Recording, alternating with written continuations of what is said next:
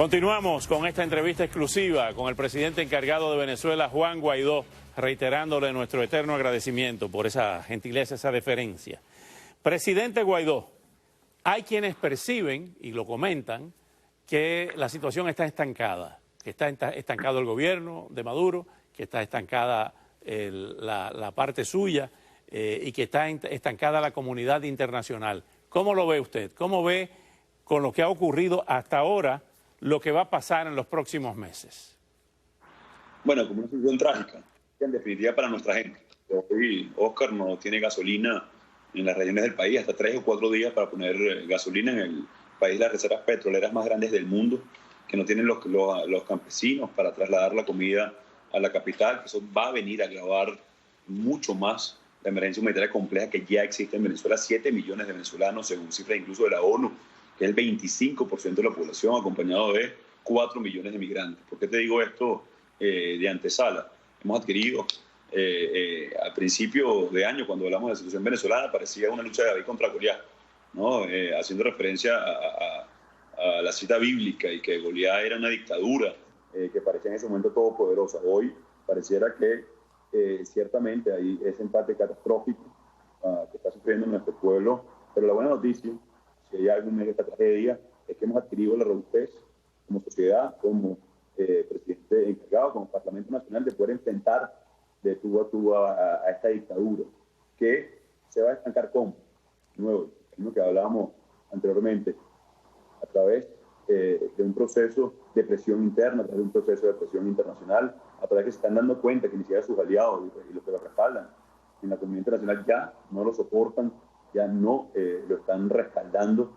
Así que para nosotros urge atender la emergencia, atender la tragedia que se ha convertido en la cotidianidad en Venezuela y que hemos visto a través de las denuncias que hemos hecho o a través de lo que viven nuestros familiares adentro y afuera del país. Pero para nosotros es urgente no solamente avanzar, no solamente destrancar, sino poder producir soluciones inmediatas para nuestra gente y pasan de nuevo porque la dictadura salga de una vez por todas.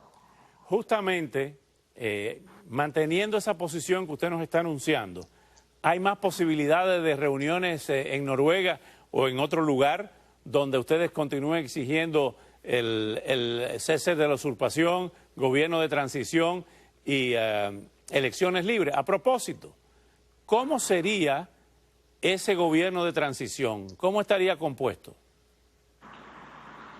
Sí, Oscar, mira, la iniciativa de hoy, por ejemplo, muy importante, de nuevo, el Grupo de Lima, el Grupo Internacional de Contacto, que reúne Europa y América, el caso de Oslo, Noruega, para nosotros son mecanismos, para nosotros son instancias para aproximar una solución al conflicto venezolano, para resolver la tragedia que vive nuestra gente, que hoy no sabe si puede comer mañana o si se enferma va a tener ni siquiera para un antibiótico.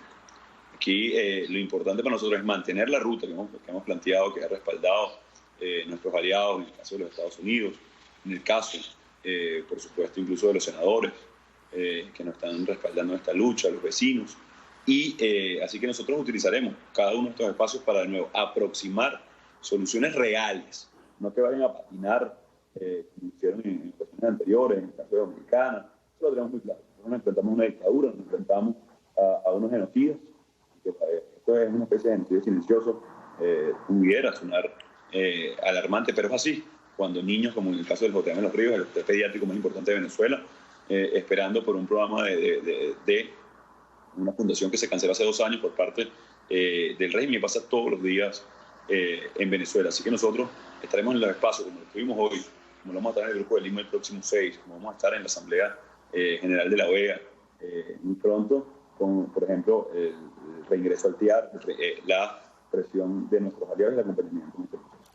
O sea que pueden seguir dentro de todas esas opciones sobre la mesa las continuas reuniones y las continuas, no quiero usar la palabra negociaciones, pero por lo menos contactos para buscar solución, como lo acaba de decir en el día de hoy los organismos internacionales como el Grupo de Lima.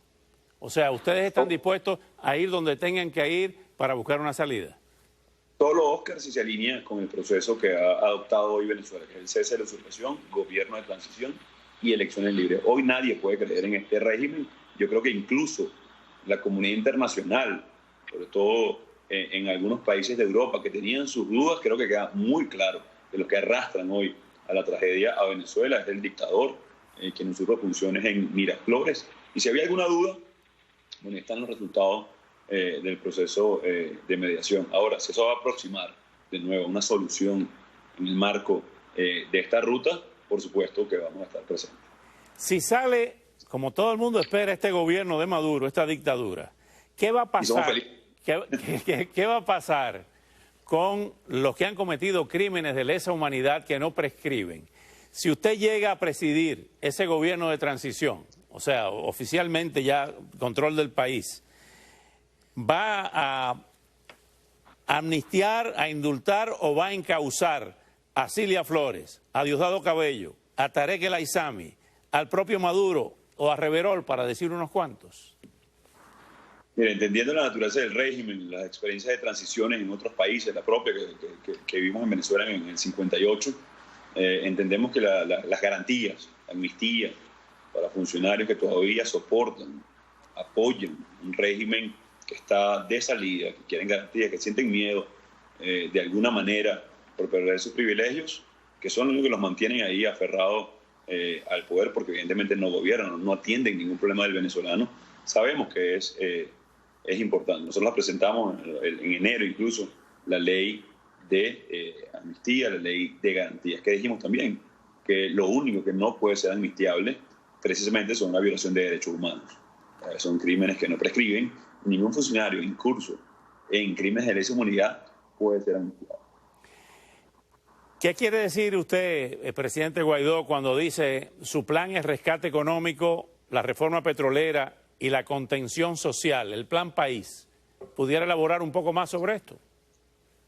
Mira, lo más importante de cara a una transición son tres cosas. Uno, generar estabilidad al país para que nos lleve a gobernabilidad, atender la emergencia y, por supuesto, nosotros poder producir la elección, en el caso de Venezuela.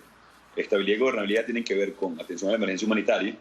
La palanca productiva de Venezuela, sin duda alguna, es el petróleo. Tiene un potencial no infinito, pero enorme, dado que tenemos las reservas petroleras más grandes del país. A principio de año, incluso, con la simple perspectiva de cambio, una revalorización del mercado inmobiliario a lo interno.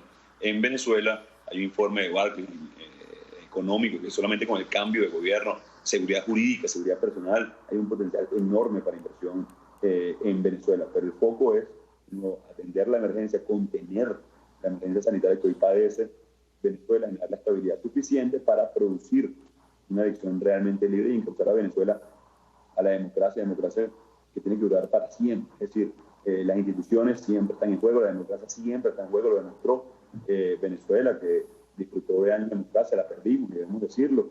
Incluso eso tiende hoy a desestabilizar la región por la penetración del ELN en Venezuela, de grupos como Hezbolá, de las tentaciones del populismo en la región. Así nosotros tenemos que, tiene que servir de enseñanza no solamente en la región, pero de cara a esa transición, nosotros poder atender hoy y salvar vidas. ¿Qué va a pasar con el acuerdo petrolero con Cuba? Y paralelamente, ¿cómo piensan desmontar la estructura político-militar que está en los cuarteles y en los organismos de inteligencia y contrainteligencia de Venezuela? Mira, es evidente el impacto o la influencia que ha tenido Cuba sobre Chávez y sobre Maduro. Tanto que hoy utilizan funcionarios para el anillo de seguridad más cercano a Maduro porque no confía ya en las Fuerzas Armadas. Y no confía porque el descontento es igual que en toda la sociedad. Evidentemente hay un grupo que sigue recibiendo beneficios, que es el que está más aferrado en este momento. Nosotros cortamos el suministro de petróleo a Cuba, que hemos hecho efectiva la medida paulatinamente gracias a la presión de nuestros aliados, en el caso de Estados Unidos, en el caso de las sanciones incluso, o la protección de nuestros activos, para que nos sigan financiando con dinero del petróleo, con dinero de Venezuela, ese aparato que te hablo de represión, de persecución, de contrainteligencia e incluso de tortura. Con respecto a las Fuerzas Armadas, es evidente que tenemos que reinstitucionalizar como al país, en definitiva. A diferencia con lo que pasó en Brasil, que está preso Lula, o en investigación Dilma, es que las instituciones soportaron. Es decir, se investigó, se hizo un antejuicio de mérito y debió salir la presidenta entonces para poder ser investigada. Cosa que hicimos con Maduro, por cierto, que demostramos su vinculación con los dineros de fondos privados para financiar campañas, para facilitar contratos, y por encima de $30.000 millones que defalcaron a la nación solo con el caso de Odebrecht. Nosotros debemos ir a reinstitucionalizar Venezuela. Si algo aprendimos estos 20 años como sociedad los venezolanos es el respeto por la necesidad de instituciones fuertes, de ciudadanos bien empoderados para ejercer sus derechos, para defender sus derechos, como se deben hacer, los derechos no se mendigan, no se piden, se exigen y se defienden. Eso es importante en este proceso, y en el caso de las Fuerzas Armadas tenemos un proceso también de institucionalización. Finalmente, presidente Guaidó, bajo ninguna circunstancia usted se sentaría con supervisión internacional, con testigos, el Papa, para poner un ejemplo, con Nicolás Maduro, a buscar la salida de la crisis venezolana. Mira, Oscar, hoy nuestros niños mueren en los hospitales. Hoy la desnutrición es lo usual. Hoy estamos al borde de una catástrofe humanitaria y debo denunciarlo de esta manera con mucha responsabilidad, luego de que se reconoció la emergencia y luego que se aproximó el periodo de lluvias en Venezuela. Hoy no llega la luz. Hoy en la mayoría de los estados del país no hay gasolina, insisto. Nosotros solamente de cara al cese de la usurpación, al gobierno de transición y elecciones libres, que es la solución a la crisis en Venezuela, estaríamos dispuestos, como lo dije el mismo 5 de enero, a hablar con cualquier funcionario que aproxime a una solución real, pronta, urgente, que la necesita toda Venezuela e incluso ya la región. Juan Guaidó, no tengo cómo agradecerle esta gentileza suya, esta deferencia de esta entrevista exclusiva, y espero hablar con más frecuencia y que se vaya solucionando a corto plazo esta tragedia que vive la querida Venezuela. Hasta pronto, cuídese mucho. Gracias, Oscar. Eso será. Gracias.